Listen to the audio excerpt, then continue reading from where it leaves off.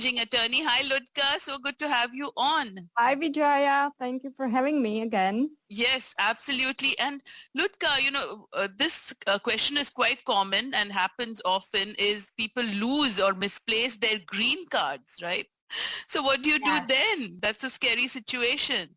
Well, unfortunately, as you said, it happens quite often. So the process depends where the person is. It could happen in the United States and it could happen outside of the United States.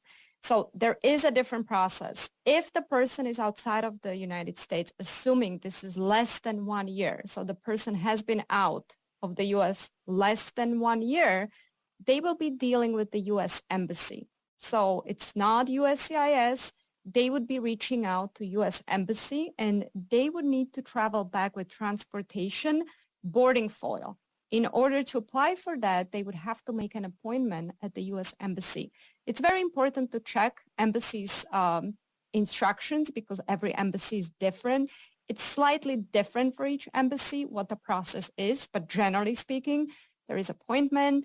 The person would have to fill out form I-131A, which is application for travel document, pay the fee, present themselves, and obviously, hopefully, if everything goes smoothly, then they're going to obtain the boarding foil that will be attached to their passport. Mm-hmm. It's a single entry. It's only for 30 days. So the person has to travel within the 30 days.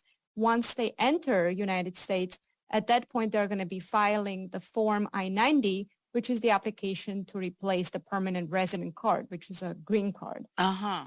So that's the process when the person is outside of the U.S. I just want to mention, just in case, that would be lucky, but just in case that person also has reentry permit, they would be able to come back with the reentry permit. There is no need to apply for boarding foil. Okay. And reentry permit is the document that would allow a person to stay outside of the U.S. for more than 1 year.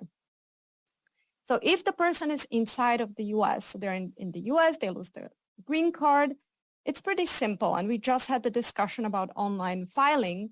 Person would have to file the application I-90 either online or in paper. I would recommend in this case, because you need kind of move quickly, file it online, because that would provide instant receipt notice, which is helpful. However, if the person needs to travel outside of the United States, it will not be sufficient. So the person would have to get the stamp, it's called I-551 stamp, by calling USCIS and getting InfoPass appointment. Unfortunately, it's not that easy. You're going to spend some time on a phone trying to explain why you need this appointment.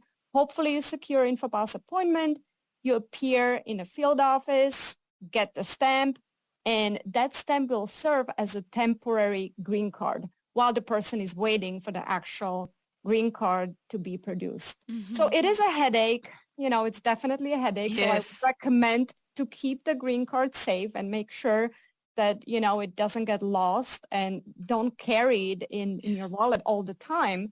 But unfortunately, I hear it all the time from people. And especially when they're traveling somewhere at the airport, they lose it. It can be a headache. So it's just important for a person to immediately get in touch with the U.S. Embassy, especially if they're abroad and not in their home country. So it's definitely not fun. Not fun at all. So you have to guard it with your life more than your life. Exactly. Well, it seems an uphill task, but not to worry because NPZ is at hand to help you with it. If you are at a crossroads stuck in the US and Canadian immigration law maze, you just have to reach out to them. They also speak your language, whether that's Tamil, Hindi, Punjabi, Gujarati, Nepalese. They can help.